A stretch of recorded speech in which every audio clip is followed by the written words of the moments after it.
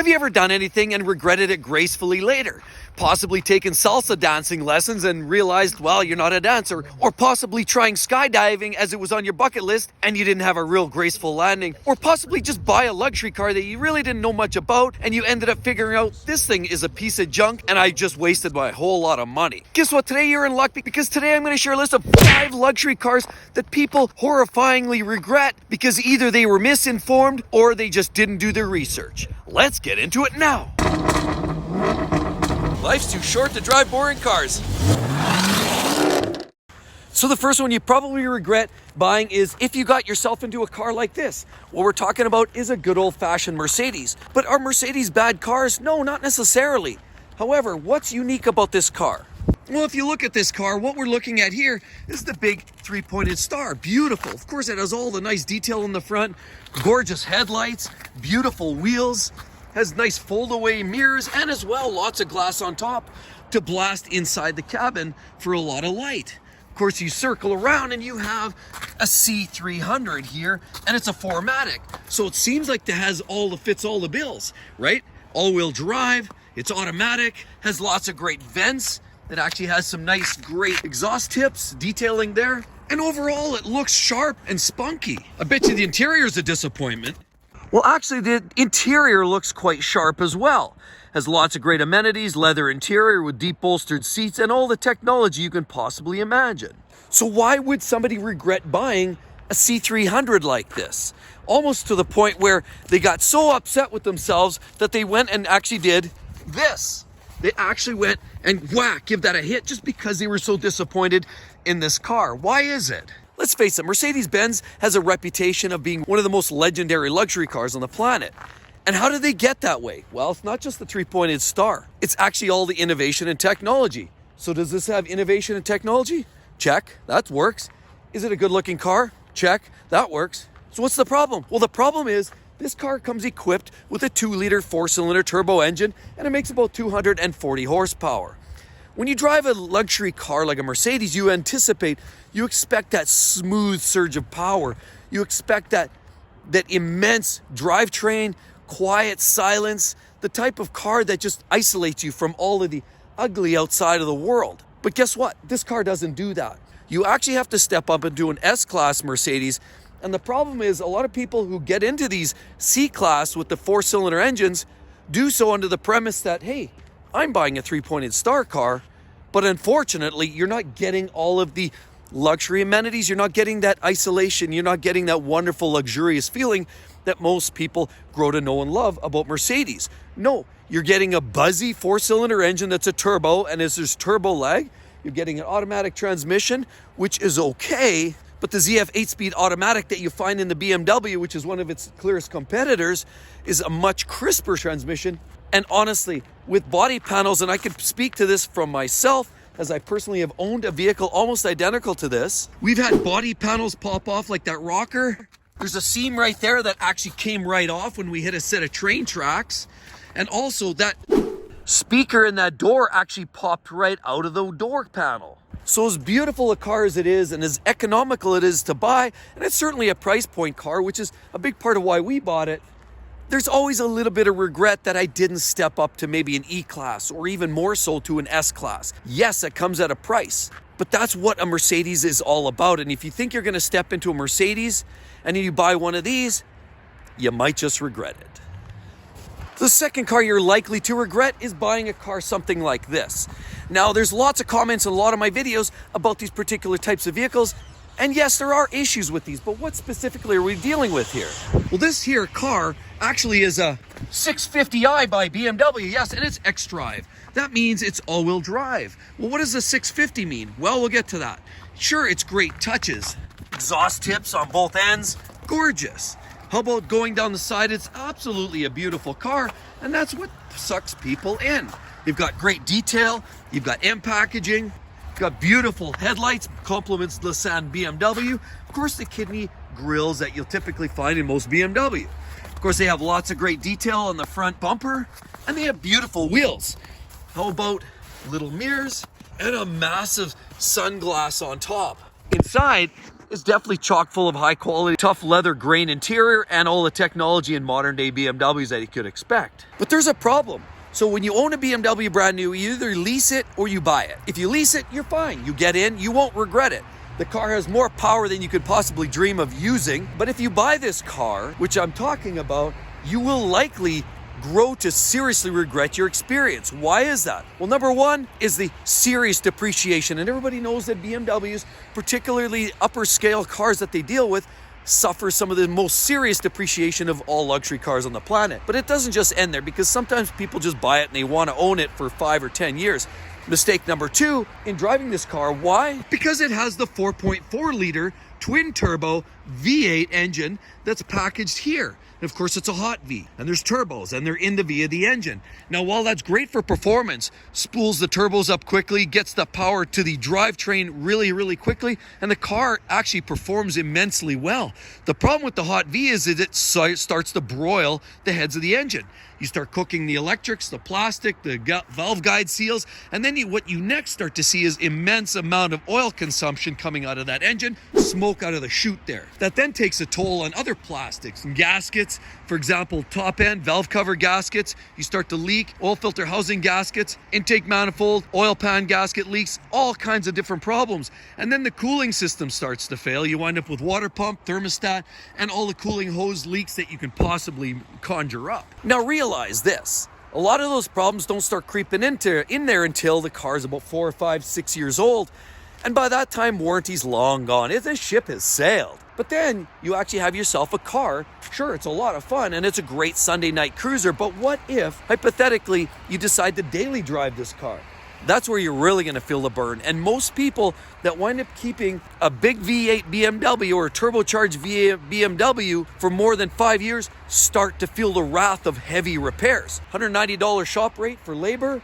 Every part is mass amounts of money. It's not like driving a Honda. Granted, it's a lot better to drive than a Honda, but you just have to know when to get out. The problem is, buyers who buy these and they don't get out on time, that's where they grossly regret owning one of these BMWs with the N63 twin turbo V8.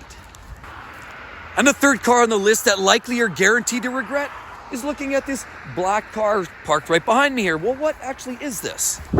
Well, we're looking at a Lincoln, which essentially is an upscale Ford product. We all know that. Sure, it has some cutesy little headlights and it has some wonderful wheels.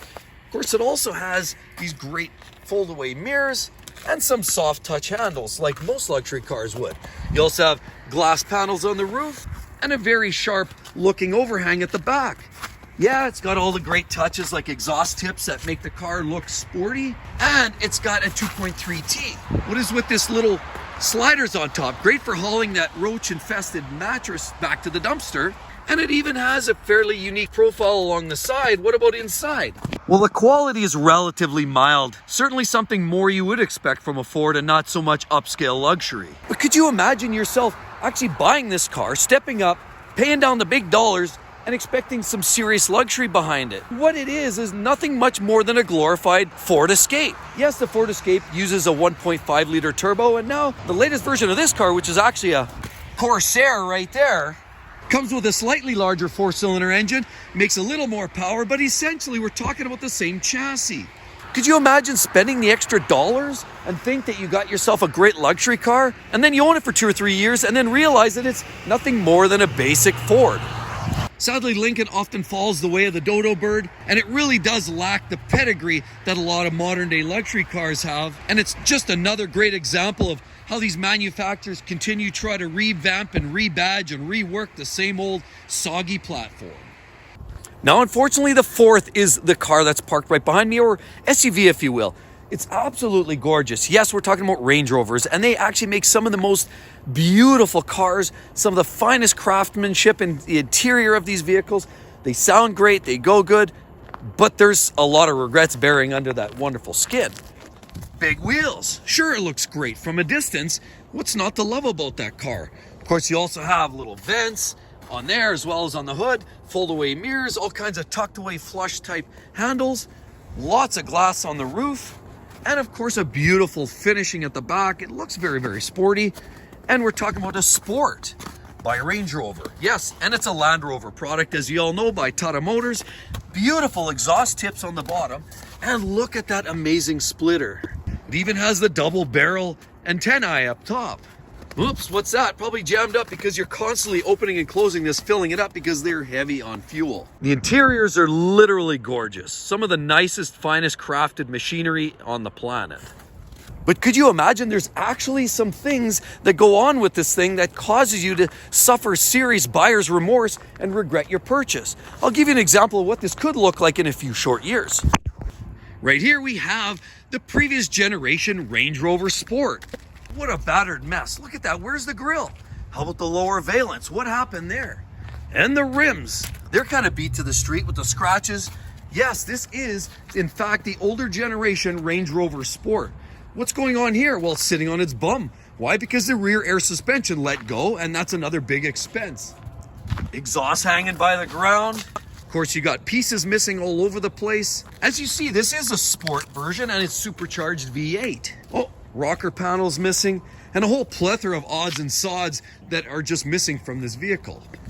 Interiors half stripped apart, likely troubleshooting a massive electrical fault. Some of these vehicles had timing chain problems for short duration. Some of them have direct injection issues, carbon buildup, carbon fouling. Very expensive components to change every which way. Body panels that would come apart, coolant leaks, oil leaks, you name it. Not to mention the air suspension and all the electrical system problems that you'll experience with this. Gets to the point where you can clearly see any of these parts are easy to fix.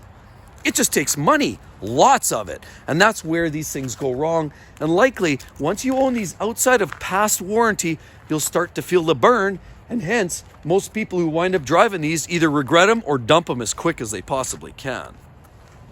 So what we have right here is number 5, the most regretful luxury vehicles on the market today. And why would you say that? I personally love the G-Class Mercedes. I think they're great. I think they're very versatile, they're luxurious, they fit all the bill for everybody. But let's take a quick look and I'll explain. 3-pointed star, they look very beefy. I mean, they were literally endorsed by the military. Of course, you got these great headlights, beefy looking hood, beautiful oversized wheels with red calipers. Of course, we have a twin turbo V8 that's a 4-liter built by Mercedes. Sturdy handles, sturdy, beautiful flares on there. Absolutely AMG version, and you have this nice little carrier for your specific wheel that you might need roadside. Of course, you can haul a lot of weight with this as well. And you've got this nice, robust looking handle with a very utilitarian appeal to this vehicle. They're absolutely gorgeous in every single stretch. You've got other little accents like that, details like this, and gorgeous interiors. Well executed, very well made, and very robust. I mean, who can't go wrong with 600 screaming horsepower buried under a hood like this? With this level of luxury, a true Mercedes at its finest. Because it's an AMG, it's great. Lots of details, lots of modern amenities. So why is this vehicle so regretful? Well, from my take, why this vehicle is so regretful is the simple fact that not because of the way it's built or how it drives or looks. I love that. I like the very utilitarian look. It's because what's going on in the market today. We all know that vehicles have been over jacked up by scalpers. Yes, this car, brand new, you could get brand new. 2022, you just have to wait.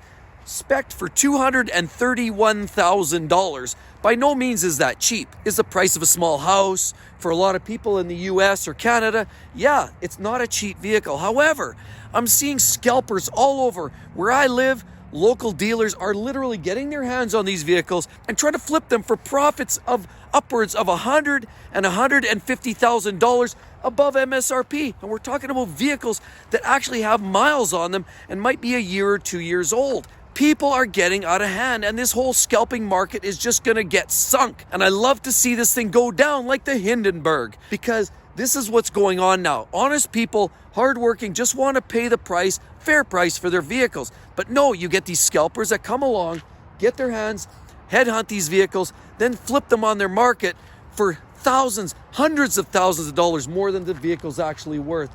That's why I could not imagine getting your hands on one in this current time as we're dealing right now, and then realizing once the market cools down, because it's going to cool down, and then you're stuck with a vehicle that's grossly undervalued and you way overpaid for a relatively moderate luxury SUV.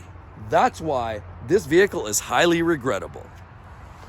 Now, with all of that said, right there, check that video. Hey, that's the worst depreciating cars on the market today. You're definitely going to want to check it out, because if you're shopping, you don't want to get ripped off, and you want to make sure you keep the dollars in your pocket. Hope to see each and every one of you on the next one. See you real soon. Bye-bye.